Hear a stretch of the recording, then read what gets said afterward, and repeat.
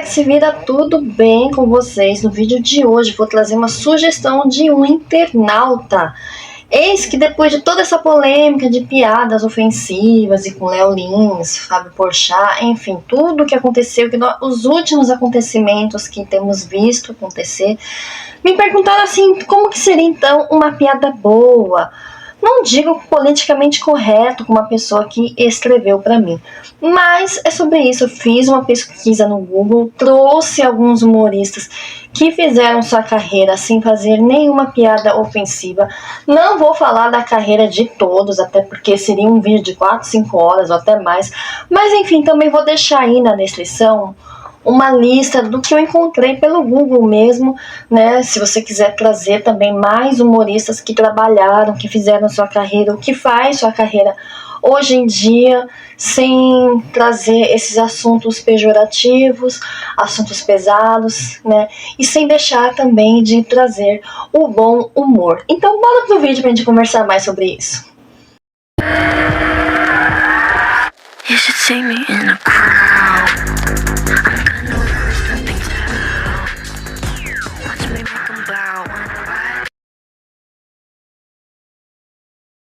E sejam todos muito bem-vindos a este canal. Se você for novo ou nova por aqui, por favor, se inscreva neste canal, curte, comenta, compartilha e ativa o sininho de notificações, que é para você saber quando que tem vídeo novo. O meu nome é Maria Cláudia e este é o canal Depois dos 30 a gente se vira.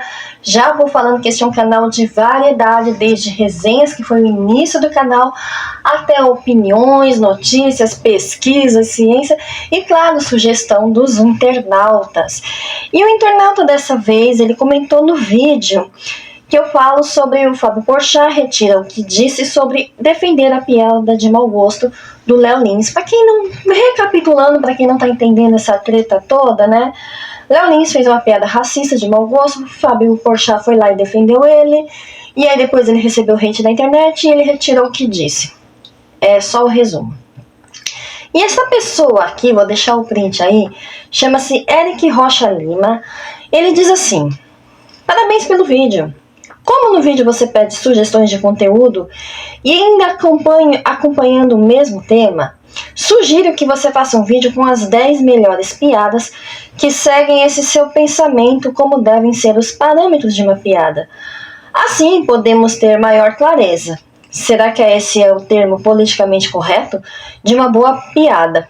Parabéns pelo canal. Bom, eu comentei lá, respondi para ele algumas pessoas que fazem. Mas ao invés de trazer 10 piadas que não ofendam ninguém, eu resolvi pesquisar sobre humoristas que fizeram a sua carreira que não ofendem ninguém. Até pensei em fazer, bom, eu vou trazer 10 humoristas que não ofendem ninguém. Mas eu achei muito mais do que 10. E não acho justo trazer só 10, então eu vou falar de alguns.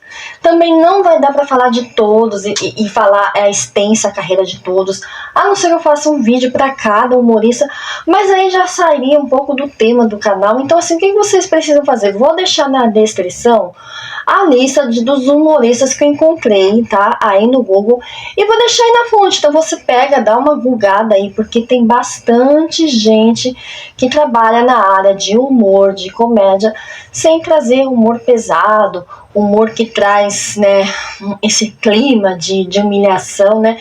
E eu vou mostrar a pesquisa que eu encontrei no próprio Google, para que você também possa fazer sua pesquisa e tirar suas conclusões. E se você puder me ajudar, já vou pedir para você deixar na descrição algum humorista que você conheça que também faça humor. Gente, poderia começar o Mr. Bean. E eu só lembrei do Mr. Bean agora. Mr. Bean, gente, o rei da comédia. Ele nem sequer precisa pronunciar alguma coisa. E os programas deles me fazem rir muito. Inclusive o meu filho gosta muito, ele assiste muito Mr. Bean. Mas eu não ia começar pelo Mr. Bean, mas eu me lembrei agora e ele não tá na lista, mas eu já vou colocar na lista. Então tá vendo como são muito mais do que 10 humoristas que trazem bom humor. Mas antes de eu começar a falar dos humoristas, eu queria falar sobre a necessidade de humilhar. Por que algumas pessoas têm essa necessidade de humilhar outras pessoas para poder fazer humor ou comédia? Essa necessidade de humilhar outras pessoas para se sentir-se minimamente feliz É um comportamento que pode indicar uma série de problemas psicológicos e emocionais. Na maioria dos casos, as pessoas que se comportam dessa maneira têm baixa autoestima, insegurança e uma necessidade de se sentir superior aos outros. Eu lembro até de um texto do Cortella, mas não vou trazer o texto do Cortella aqui. Posso trazer numa outra ocasião aqui no canal. Então, essa necessidade de compensar as suas próprias deficiências se sentindo superior a outras pessoas, embora possa parecer que essas pessoas sejam felizes por humilhar outras pessoas, na verdade elas estão apenas criando uma ilusão temporária de poder e controle que logo se dissipa. Além disso, esse comportamento pode ter consequências negativas a longo prazo, como a perda de amigos e o isolamento social. Você vai se tornando uma pessoa insuportável. Imagina que numa roda de conversa você só consiga se destacar humilhando outras pessoas. Vai chegar uma hora que ninguém vai aguentar você. É importante também destacar que a humilhação é uma forma de violência psicológica e não é aceita em nenhum contexto. Se você se sentir alvo desse tipo de comportamento, procure ajuda de amigos, familiares ou profissionais de saúde mental. E se você se reconhece como tendo esses comportamentos assim de sentir necessidade de comentar uma piada racista para se sentir feliz, considere buscar ajuda para lidar com as suas emoções negativas que podem estar por trás disso, né? A terapia pode ser uma boa ferramenta valiosa para ajudar, compreender e mudar esses padrões comportamentais prejudiciais. Quem falou pra você que meu corpo tá fora do padrão? Fora do padrão da tua língua e teu recalque. Bom, voltando aqui falando dos comediantes, né? Que alguns que eu pesquisei, né? Dani Calabresa é uma comediante que fez sucesso na Zorra, né, pela TV, e não precisou usar o artifício de piadas racistas, né, e outros tipos de piadas tenebrosas para fazer sucesso. Tata Werneck faz um grande sucesso no Lady Night, também sem ofender ninguém, sem trazer piadas ofensivas. E Dani Valente, que faz sucesso no Comédia em Pé, que é um stand-up, né? Cada comediante brasileiro, eu tô começando a falar pelos brasileiros, né, eles têm seu próprio estilo de abordagem para fazerem as pessoas rirem. E eles são conhecidos por suas habilidades em criar comédia sem recorrer à humilhação ou ofensa. Seus trabalhos são fontes de entretenimento para um público amplo e variado, e muitos deles têm alcançado um grande sucesso em suas carreiras por causa disso. Eu quero destacar também, gente, algo muito assim que as pessoas têm esquecido. É que o bom humor, ele tem que fazer as pessoas rir. Você tem que rir com as pessoas e não rir das pessoas. É uma diferença sublime, mas muito importante. Eu também pesquisei assim vários, né, muitos humoristas estrangeiros, né? E não daria, como eu disse, já para trazer toda a trajetória deles aqui num único vídeo, né? Mas um que é muito importante, que é o Stephen Glenn Martin, o Stephen Martin. Ele nasceu no dia 14 de agosto de 1945. Ele é do Texas, dos Estados Unidos. Ele é norte-americano, né? Ele é marido da escritora Anne Stringfield desde 2007. Ele é ator, roteirista e diretor. Apesar de ter nascido no Texas, Martin cresceu na Califórnia com sua mãe Mary Lee e seu pai Glenn Vernon Martin, que era corretor de imóveis e aspirante ator. Foram as pretensões de seu pai que o influenciaram a tentar a carreira após terminar a escola, e ele foi estudar a atuação e poesia no Santa Ana Junior College. Já na época, se apresentava em pequenos shows de comédia. Entre o final dos anos 1970, 1960 a 70, ele se dedicou a stand-up comedy, seriados e filmes. Então, antes que falem que eu estou falando de um ator de filme, não, ele começou como um stand-up, né? Ele estreou no cinema em Another Nice Mess de 1972. Seu primeiro papel foi em Opanaka de 1979. Também ficou conhecido por comédias com tramas familiares como O Pai da Noiva, 1991, O Pai da Noiva 2, 1995, e esse último lhe rendeu umas de 5 indicações ao Oscar. 12 é demais, 2003. Então, quem não conhece o grande ator Steve Martin, ele é o rei da comédia, do humor. Começou com stand-up e nunca precisou ofender ninguém. Então, se você quer um exemplo de 10 piadas que não ofendam ninguém, talvez se você procurar pelos stand-ups que ele apresentava na época, ou até pelos filmes que ele dirige, porque ele também é diretor e roteirista, você vai ter a resposta que você procura. Mas eu não poderia falar de comédia sem ofender, sem falar de quem? Lá vem Chaves, Chaves, Chaves. Eu cresci assistindo Chaves. E se bobear, eu ainda assisto hoje. Eu só não assisto hoje porque, gente, onde é que tá passando Chaves hoje em dia? Alguém me diz? De vez em quando, que eu tô meio entediado, eu procuro aqui no YouTube mesmo, assisto alguns trechos, aqueles trechos que a gente gosta mais, que até hoje a gente usa como memes, né? E o Chaves, gente, alguma vez me ofendeu? Pra mim, nunca foi. Chaves é uma estreia, ele é uma série que se iniciou nos anos 70.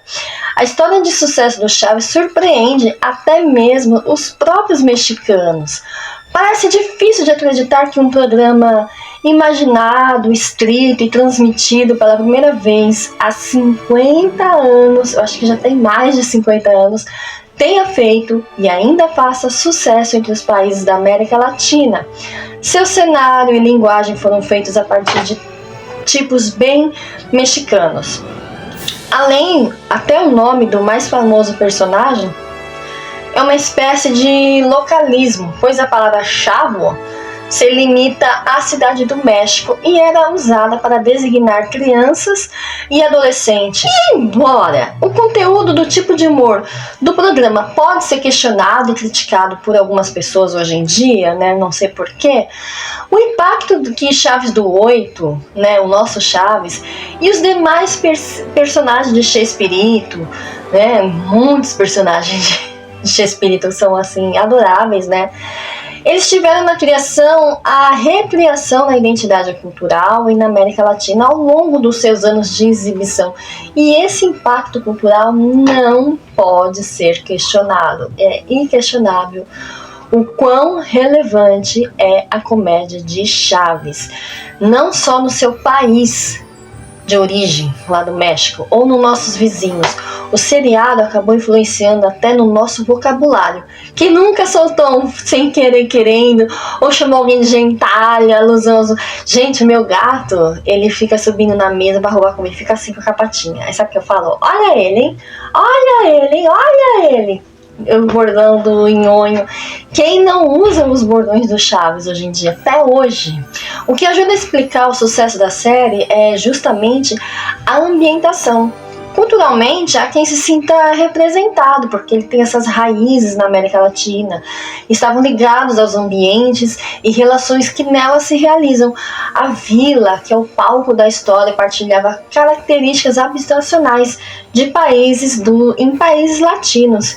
E existe até mesmo crítica social e política lá dentro, de uma forma tão leve que a gente nem percebe. Em contextos políticos, econômicos, a pobreza, a falta de espaço, a ausência de planejamento governamental para garantir o sucesso aos serviços públicos básicos que caracterizavam cidades, levavam à criação de unidades multifamiliares, onde vizinhos acabavam compartilhando lugares.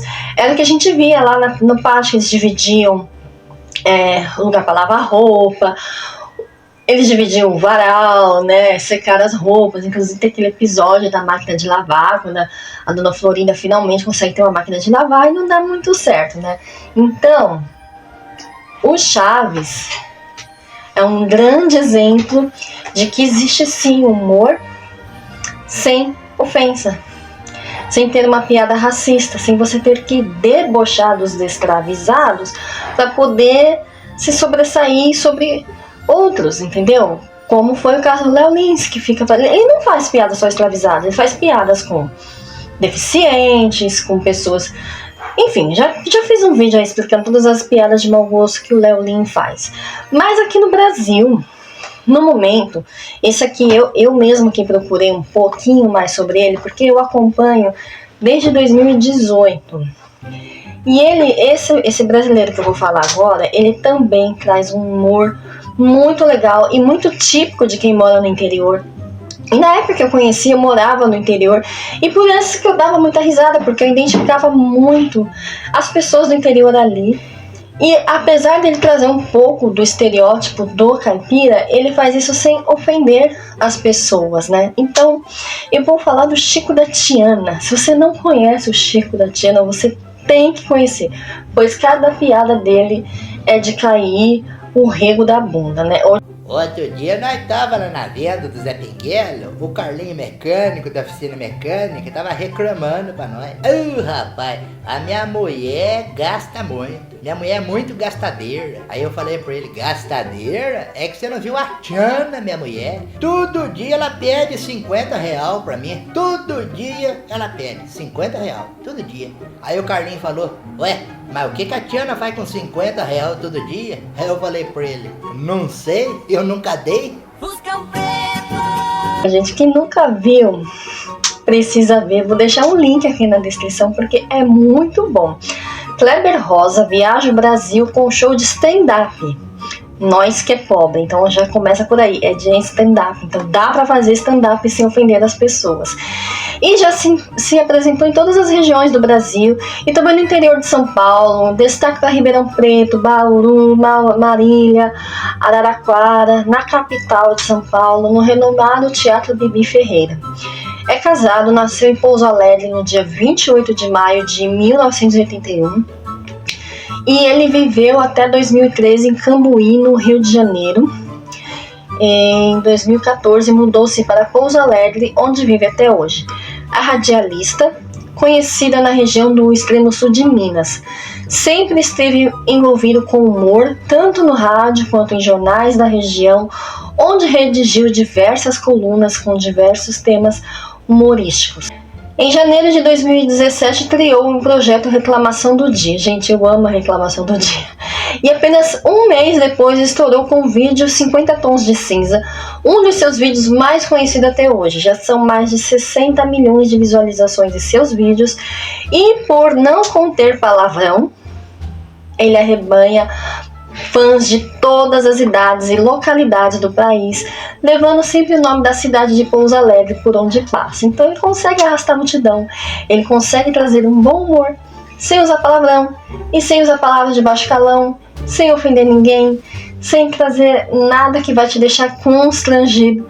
A gente ri de umas coisas que a gente fala, meu, e a gente sabe por que a gente ri? A gente ri desse tipo de humor? Porque a gente se identifica. Principalmente quando ele fala nós que é pobre, ele vai falando as coisas que nós que é pobre vai fazendo no dia a dia, a gente se identifica. E também tem a reclamação do dia. Meu Deus, como a gente reclama. Todo dia a gente reclama de alguma coisa. E ele faz isso com muito bom humor. E sem trazer palavrão, sem trazer temas pesados como racismo. Ele não precisou ofender ninguém para chegar onde ele chegou. E ele começou com stand-up, ele faz stand-up até hoje. Então assim, as pessoas que fazem stand-up não tem desculpa para falar que é impossível trazer humor, né, sem humilhar as pessoas. Bom, eu não trouxe aqui para vocês 10 piadas, né, que não trazem, né, como a pessoa que pediu, que foi mesmo que ele pediu, 10 piadas com parâmetros para assim podermos ter clareza. Não. Vocês podem fazer essas pesquisas com esses autores que eu trouxe aqui para vocês, com os que eu vou deixar na descrição, que não vai dar para falar sobre todos eles. Gente, se a gente for falar para pensar, Mr. Bean, Jim Carrey, Chico da Tiana, olha, comediante, Paulo Gustavo, gente, eu poderia fazer um vídeo só com Paulo Gustavo.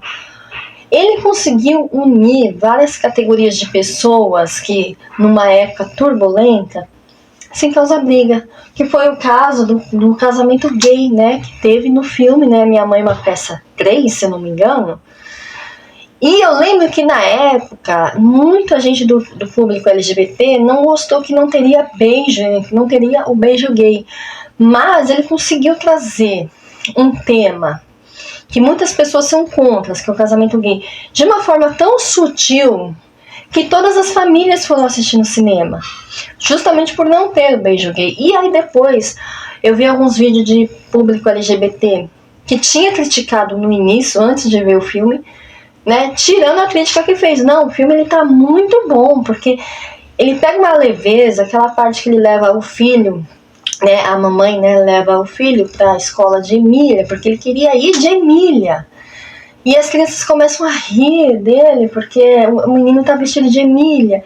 E aí ela vai lá e conta como a Emília é uma personagem incrível, né? Então, assim, ele trouxe o bom humor e ele traz características da nossa sociedade sem ofender ninguém.